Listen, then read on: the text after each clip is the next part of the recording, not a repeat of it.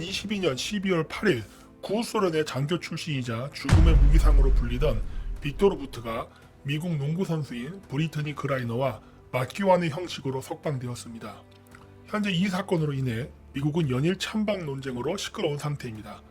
도널드 트럼프 전 대통령은 바이든 대통령의 이번 협상권을 비난하며 자신의 소셜미디어 트루스 소셜에 나는 이른바 죽음의 상인과 폴 휠런 간 1대1 교환을 위한 러시아와의 협상을 거절했다면서 나는 수백 명의 사람들과 무기거래로 셀 수 없이 인명을 살해한 사람을 교환하는 협상도 하지 않을 것이라고 주장했습니다. 다른 메시지에서는 미국을 싫어한다고 공개적으로 말하는 농구 선수를 데려오기 위해 죽음의 상인이라 불리는 사람을 석방한 것은 매우 어리석은 일이다 라고 비난했습니다. 이에 대해 바이든 행정부는 사람의 생명은 모두 다 똑같은 것이라며 그라이너의 석방이 폴 휠런보다 못하다는 건 옳지 않다고 반박했습니다. 물론 원론적으로는 모든 사람의 생명의 가치는 같습니다.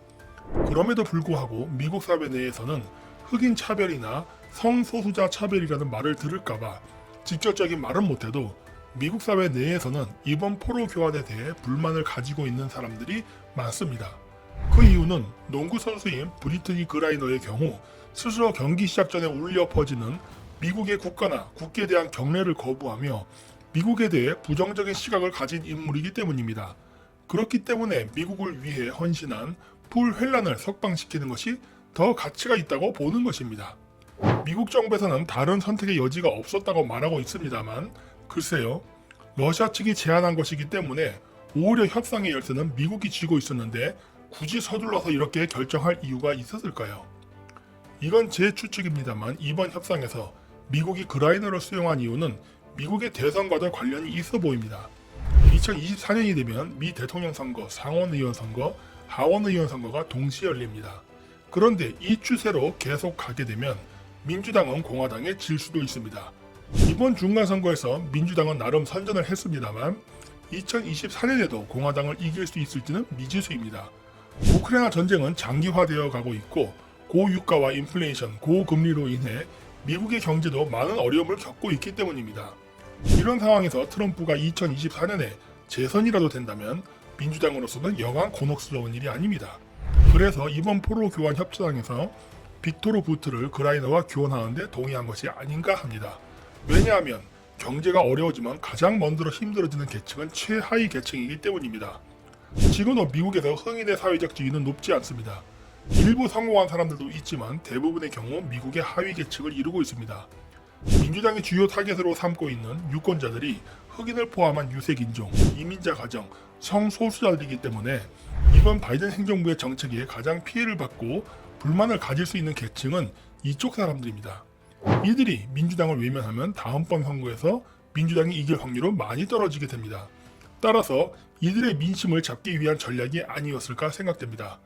경제적 어려움으로 인해 바이든의 정책에 가장 불만을 가져야 할 계층이 이번 포로 교환 문제 때문에 논점이 백인 대 흑인, 이성애자와 동성애자 간의 대립으로 프레임이 만들어져서 민주당을 지지하는 층의 단계를 만들 것이기 때문입니다. 결국 미국 내 유색인종들은 이번 전략에 이용당할 가능성이 있습니다. 그렇다면 러시아는 왜 빅토르 부트를 석방시키길 원했을까요? 이번 석방권은 쉽게 일어난 것은 아니고 예전부터 러시아 정부에 의해서 지속적으로 요구되었던 상황입니다. 그렇다면 왜 하필 지금 시기에 석방이 되었을까요? 그것은 아마도 우크라이나 전쟁과 관련이 있어 보입니다. 현재 러시아는 우크라이나에서 고전을 면치 못하고 있습니다. 그동안 점령했던 지역들도 차례차례 빼앗기고 있을 뿐만 아니라 최근에 러시아 남성들을 추가로 강제 동원해서 전선에 투입했음에도 불구하고 별다른 진전이 없자 러시아 내 매파 정치인들도 푸틴의 정책에 대해 불만을 가지는 사람들이 생기게 되었습니다. 더구나 러시아 본토가 우크라이나 미사일에 의해 공격까지 당하게 되자 푸틴의 입장도 매우 곤란하게 되었습니다. 이러한 상황이 지속되면 푸틴 자신의 정치적 생명은 매우 위태로울 수 있습니다.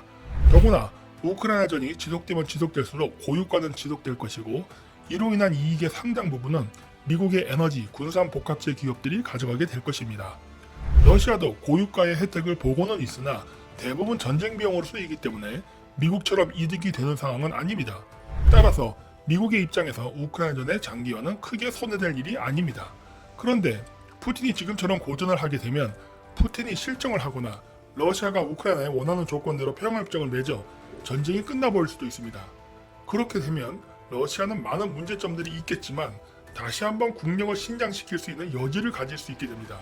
따라서 이러한 상황을 막기 위해서는 러시아가 마지막까지 남아있는 힘을 짜내어 계속 전쟁을 할 필요가 있습니다. 그래야 러시아가 망했을 때 확실히 러시아를 4분 5율시키고 미국이 통제할 수 있는 상태가 될 수 있기 때문입니다. 그러려면 러시아가 전쟁을 포기해서는 안 됩니다. 여기서 빅토르 부트의 역할이 필요한 것입니다. 그는 냉전 시기부터 소련이 붕괴된 이후까지 아프리카, 동유럽, 중앙아시아에서 러시아의 세력 확장에 기여한 인물입니다. 그는 무기밀매 사업을 하면서 전 세계 각지에서 친러 정권을 세우거나 유지시키는 데 많은 공을 세웠습니다. 그래서 미국의 입장에서는 빅토르 부트가 눈에 가시 같은 존재였습니다.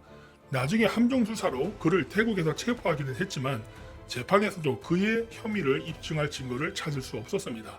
그럼에도 불구하고 미국은 그에게 징역 25년을 구형하여 미국 감옥에 가두었습니다. 만약 그가 지금 시기에 석방이 되면 우크라이나전으로 고전하고 있는 러시아에게 큰 도움을 줄 수도 있습니다. 현재 미국과 유럽연합은 막대한 자금과 무기를 우크라이나에 제공하여 러시아군을 압도하고 있습니다. 이대로 지속된다면 러시아는 큰 공경에 빠지게 되겠지요. 그런데 만약에 아프리카나 동유럽, 중앙아시아에서 내란이 발생하여 친러 정권의 숫자가 증가하게 된다면 미국과 유럽은 어떻게 할까요? 아마도 자금과 무기의 지원을 우크라이나에 집중하지 못하고 여러 지역으로 분산하게 될 것입니다. 그렇게 되면 러시아는 우크라이나전에서 현재의 소강 상태를 극복하고 보다 유리한 입지를 가질 수 있어 현재 러시아가 점령한 상태를 기준으로 평화협정을 맺을 수도 있겠지요. 즉, 빅토르 부트의 석방은 미국의 다국적 기업의 입장에서 보나 푸틴의 입장에서 보나 서로에게 유리하다는 것을 알 수 있습니다. 그러나 이로 인해 예상되는 문제는 앞으로 전선이 우크라이나에 머물지 않고 과거 냉전 시대 때 친미, 친소련으로 나뉘었던 진영이 다시 부활하면서 신냉전 시대가 도래할 것이라는 것입니다. 그리고 진영에 대한 정리가 어느 정도 완성이 될 때까지 전 세계는 세계대전에 준하는 큰 혼란이 지속될 가능성이 있습니다. 그렇다면 우리나라는 어떻게 될까요? 신냉전 시대가 도래하면 과거처럼 한미동맹을 유지할까요? 아니면 러시아로 노선을 바꿀까요?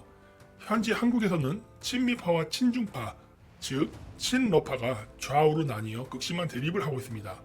만약에 우리나라가 중국, 러시아와 친하게 지내려는 세력들이 대통령과 국회를 장악하게 된다면 한국은 엄청난 시련을 겪게 될 것이고 자칫 잘못하면 다시 일본의 식민지 상태가 되는 상황이 올 수도 있습니다.